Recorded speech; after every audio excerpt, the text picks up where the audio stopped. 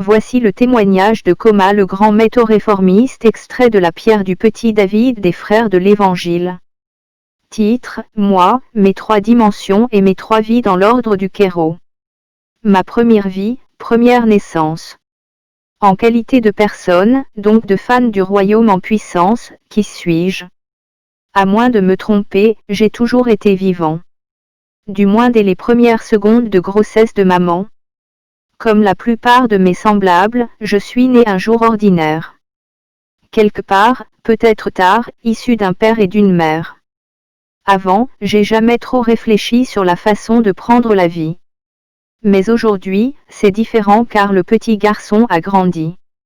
J'ai l'âge de la raison, autrement dit du raisonnement. Du pourquoi, du comment est apparu le commencement. Pour ma part, je pense que les débuts de ce poème, que j'eus écrit alors même que je fus adolescent, en classe de 3e, résument parfaitement ma première vie. Ma seconde vie, ma seconde naissance. En qualité de personnage en Christ, donc de légende du royaume en puissance. Elle commence en 2006 pendant la période estivale, alors que je fus allé rendre visite à ma mère dans ma ville natale, Port-Gentil, capitale économique du Gabon, comme chaque année d'ailleurs, depuis qu'elle s'était définitivement séparée de notre père. Cette nuit qui aurait dû être une nuit de sommeil ordinaire à l'image d'une personne normale, n'en fut paradoxalement pas une, comme il en était de coutume, pour moi depuis ma naissance, car en réalité le jeune garçon que je fus n'eut connu que des nuits cauchemardesques et tourmentées. Car le jeune garçon que je fus en vérité extrêmement maladif et d'une fragilité excessive. Et cela faisait passer bien évidemment des nuits blanches et des jours noirs à maman, à chaque fois qu'il m'arrivait de faire des crises. En effet, le corps médical m'ayant diagnostiqué très tôt le palud dans le sang, j'étais souvent victime de crises paludéennes durant plusieurs années, sans que l'on ne puisse me donner un traitement curatif définitif efficace. À ces crises s'ajoutait le fait que je m'évanouissais souvent subitement de manière brutale et sans explication rationnelle apparente, convaincante pour mes parents en général, et maman en particulier. Ainsi mon état de santé incertain et instable faisait que je passais plus mon temps entre les hôpitaux, les églises, les tradipraticiens, gangas, les marabouts qu'à la maison ou à l'école.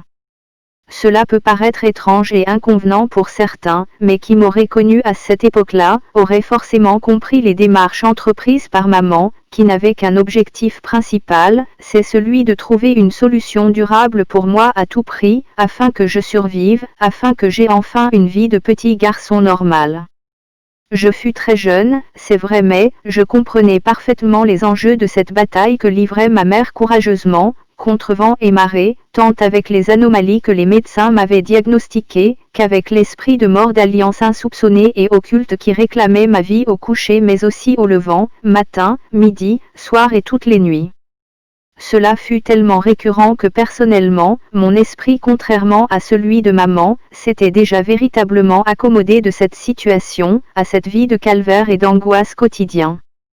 Mais cette nuit d'été 2006, quelque chose se passa qui bouleversa à jamais mon existence, qui changea radicalement la trajectoire de ma destinée.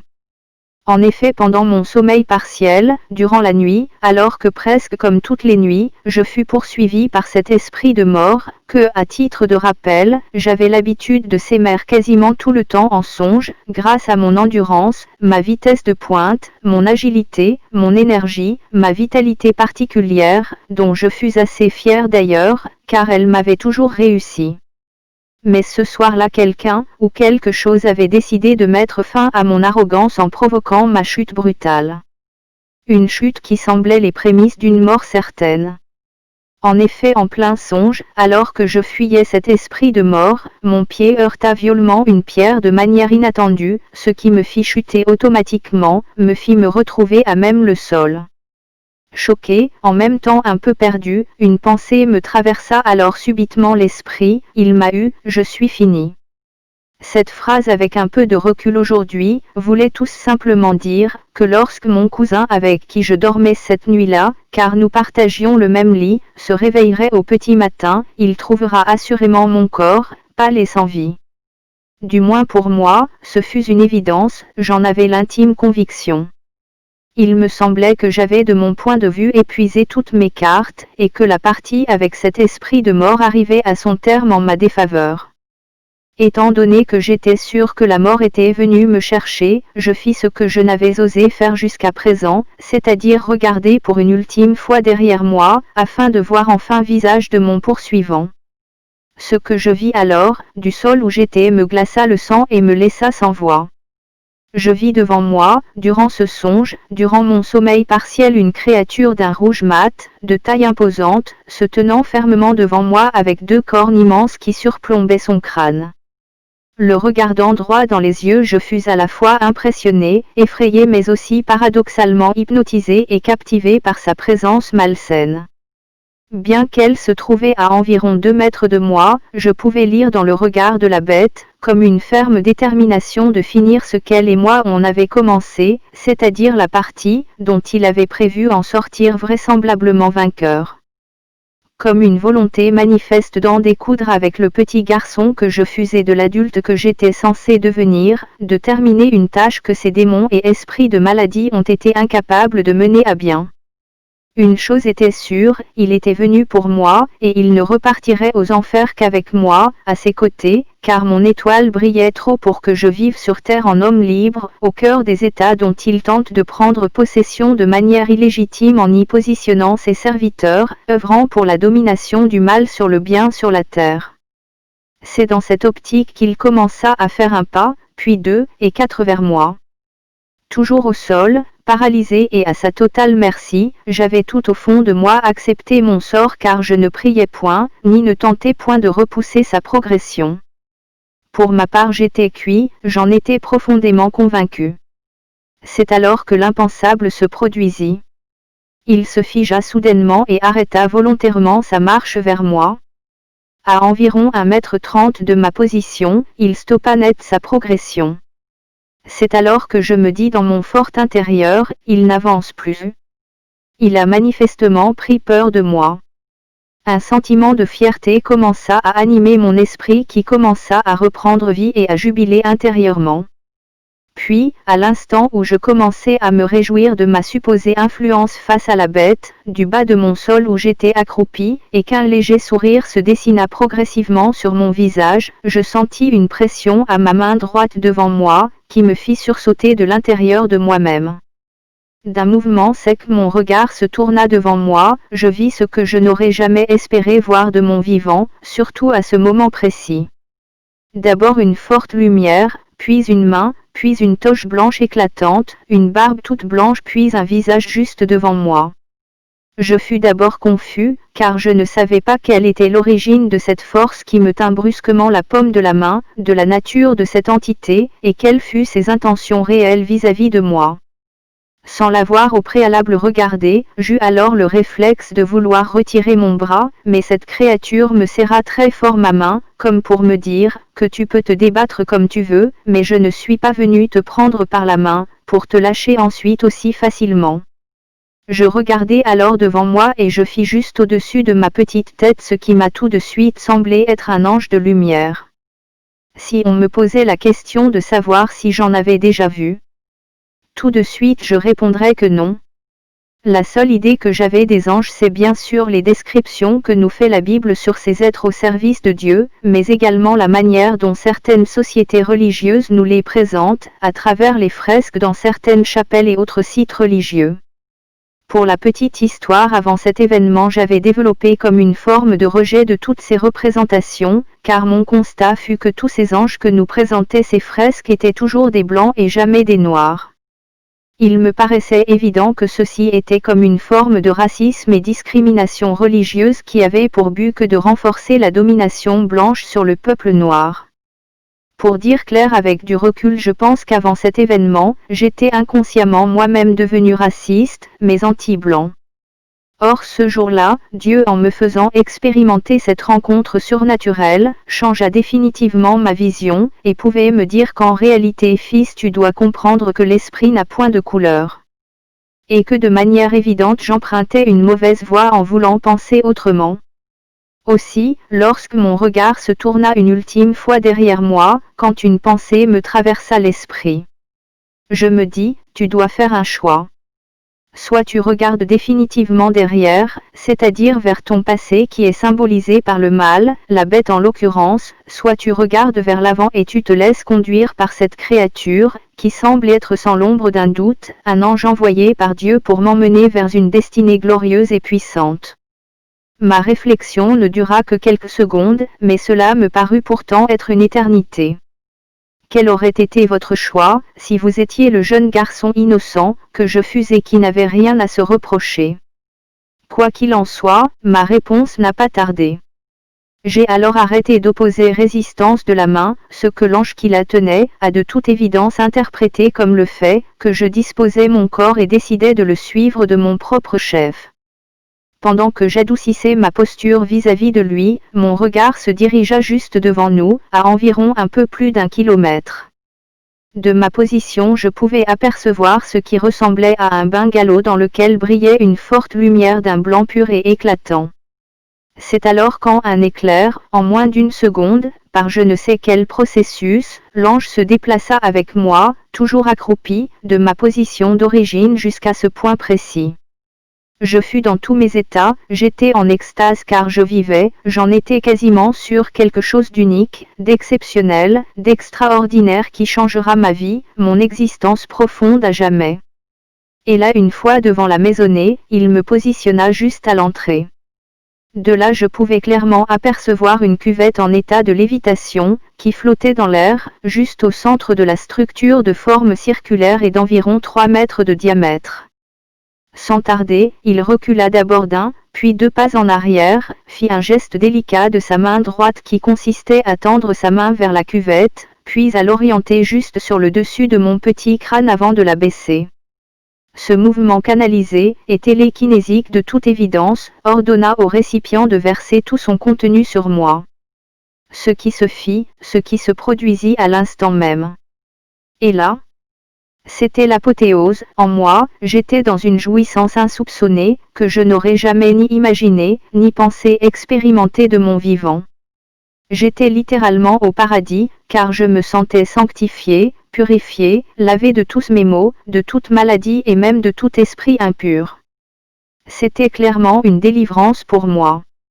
Le mot qui, je pense, peut tenter approximativement de résumer toutes les émotions touchait mon être, l'homme ou l'humain en moi est liberté. Liberté de sang, liberté de chair et liberté d'esprit. Je pourrais passer des heures à tenter de vous expliquer ce qui m'arrivait, mais au fond, j'aime à penser qu'en réalité tout cela fut véritablement inexplicable, mais une grâce divine. Bien que cela mît à peine que quelques secondes, il me semblait que le temps s'était arrêté. Plus rien sur la terre ne me semblait important que mon Dieu, que cet instant présent. Et même si je ne comprenais pas vraiment ce qui m'arrivait à l'instant, je fus néanmoins, que ce qui se déroulait sous mes yeux à ce moment-là c'était ma seconde naissance. Aujourd'hui encore je suis extrêmement et reconnaissant dans mon fort intérieur envers le Dieu créateur, et envers son Fils Jésus-Christ, pour ma nouvelle vie. Par ailleurs à la seconde où cet ange qui me fit du bien au nom du Seigneur, eut fini de me baigner de cette substance miracle, il remit le récipient au-dessus de ma tête à sa position initiale, et se retourna mécaniquement comme un soldat, qui venait d'achever sa mission, et devait retourner vers son maître pour lui faire au plus vite un rapport précis sur le déroulé de sa mission. Il adopta alors une posture de départ, se mit en marche, me laissant au sol jouissant de tout mon être, de ma bénédiction. Lorsque je me rendis compte qu'il s'en alla véritablement, je m'écriai au sol d'un ton ému et reconnaissant, « Et toi, quel est ton nom ?» Mais il ne se retourna point et continua sa marche. Je me répétai plus fort, en me mettant à genoux. Et là il jeta son regard vers moi, sans dire un mot, en acquiesçant négativement de la tête, comme pour me dire, que je n'avais pas le droit de me mettre à genoux devant lui, car il est avant tout un serviteur. Puis, il se tourna de nouveau. Je me rendis compte à ce moment-là, que son dos abritait 2 grandes et majestueuses ailes, qu'il déploya comme s'il s'apprêtait à s'envoler. Je me criai encore, mais cette fois-ci avec plus d'autorité, « Donne-moi ton nom !» Et là alors qu'il se trouvait à environ 5 mètres de distance de moi, il me dit d'un ton bas, avec un accent caucasien, ce qui me semblait être Gabriel. puis il se retourna, il ouvrit mécaniquement ses ailes et s'envola, comme par magie vers le ciel, avant d'entrer dans ce qui me semblait être une boule de lumière dans les nuages. Une fois qu'il eut tassé cette porte dans l'espace, elle se referma, et je me dis au fond de moi, qu'est-ce que je suis en train de vivre là? À la seconde où je l'eus pensé, je me réveillai aussitôt sur mon lit. Mon cousin n'était plus à côté de moi car il faisait déjà jour. Je sentais une forte énergie en moi. Je ne me levai pas tout de suite car je me demandais, qu'est-ce qui vient de se passer, pourquoi moi? Est-ce que cet acte signifie que je dois maintenant exclusivement servir Dieu? Est-ce que je vais peut-être devoir abandonner mon projet de devenir un grand rappeur à international?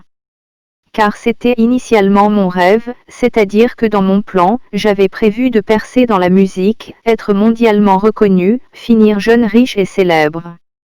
Et après ça, une fois que j'aurai fait ce que je voulais, je pourrai maintenant consacrer ma vie à servir Dieu. Mais visiblement, mon plan ne fut pas le plan initial de Dieu. Et à cet instant, dans ma tête, j'ai tout de suite pensé qu'il fallait que j'en parle à mon grand frère. À l'époque, cela ne faisait pas longtemps qu'il venait de se convertir. Après tout, me suis-je dit, étant donné contrairement à moi qui me suis toujours concentré exclusivement sur les études, l'art et la musique, c'est lui qui s'est converti avant moi, c'est lui qui est le plus régulier à l'église, c'est lui qui prie beaucoup, donc il saura forcément quoi me dire. Je suis sorti de la chambre qui se trouvait à l'extérieur de la maison principale, et me suis rendu au salon de la maison principale. Il faisait environ 8 heures passées. Mon frère était assis là devant la table, en train de préparer ses programmes d'organisation d'événements évangéliques comme d'habitude, car Dieu et l'amour des âmes ont toujours été sa principale préoccupation. C'est alors que je me suis confié à lui. Il m'a sagement écouté un moment, avant de m'orienter vers un autre homme de Dieu. Dans une assemblée chrétienne au quartier Matanda, portant dénomination d'Assemblée des Saints.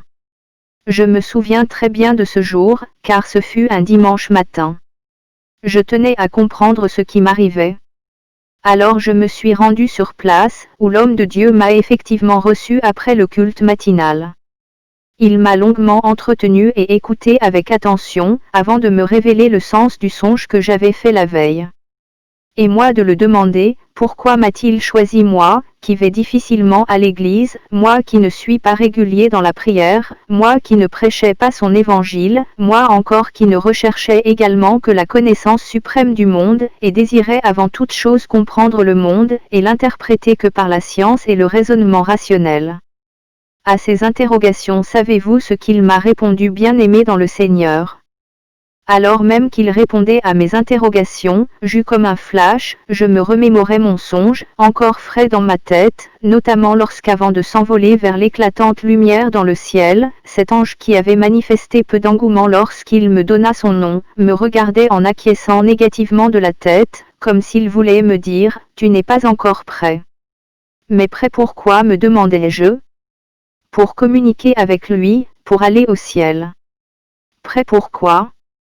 Avec le recul aujourd'hui, je me dis que peut-être, qu'il voulait juste me dire, que certes j'ai reçu mon baptême de l'esprit, mais ma transformation n'est pas encore totalement complète, car même si cette initiation me donnait comme un sentiment de puissance et d'invincibilité, il me faudrait me montrer humble et accepter de recevoir mon baptême d'eau d'un homme de Dieu de haute dimension. Là alors mon alliance personnelle avec Dieu sera scellée en Jésus-Christ, qui est non seulement le chemin et la vérité, mais aussi l'être qui fera de moi, le maître des clés, c'est-à-dire l'une des portes d'accès d'entrée au ciel partant d'une nouvelle terre. Ma troisième vie, troisième naissance. En qualité de personnalité, donc de célébrité en Christ en puissance.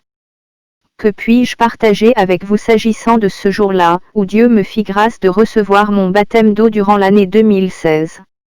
Juste, du moins, il me semblait ce jour-là, comme un air de déjà-vu encore une fois, car cette expérience fut pour moi, et ce fut plus qu'une évidence, la matérialisation d'un acte qui avait déjà eu lieu dans le ciel, plusieurs années en arrière avec l'ange envoyé par l'Éternel le Dieu des armées, pour me délivrer de l'esprit de mort, qui planait dans ma vie, dès ma naissance jusqu'à mon baptême de l'esprit.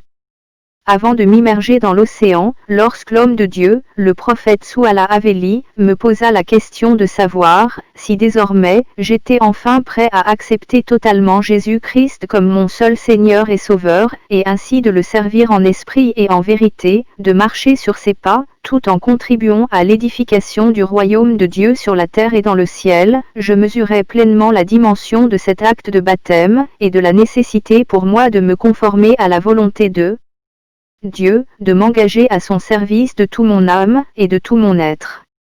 Je n'hésitais donc pas une seule seconde à répondre par « Oui, je le veux », car je voulais vraiment sceller mon alliance avec Dieu par Jésus-Christ de Nazareth, et lui remettre enfin ma destinée entre ses mains pour qu'il en prenne le plein contrôle et qu'il me place sous son manteau protecteur. Et par la grâce de Dieu il en a été ainsi. Et depuis que je suis en alliance personnelle et collective avec lui, je dois dire qu'il m'a immensément béni, et ce n'est pas encore fini.